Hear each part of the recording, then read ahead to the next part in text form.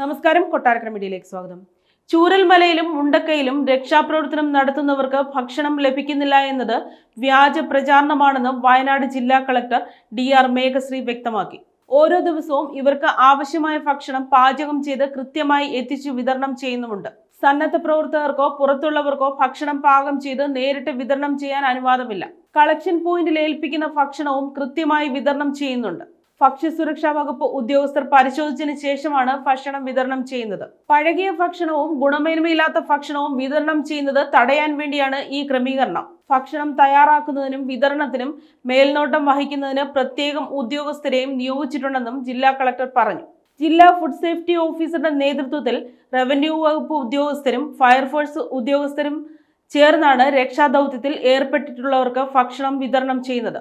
ഇന്ന് പുഞ്ചിരിമട്ടം 149, മുണ്ടക്കൈ 125, സ്കൂൾ പരിസരം 723, Chooralmala town 186, village area 75, പുഴയുടെ താഴ്വാരം 42 എന്നിങ്ങനെ ആദ്യ സോണുകളിൽ വിവിധ സേനകളിൽ നിന്നായി 1300 പേരും 188 ടീമുകളായി 1705 വോളണ്ടിയർമാരും ആണ് രക്ഷാദൌത്യത്തിൽ ഉള്ളത്.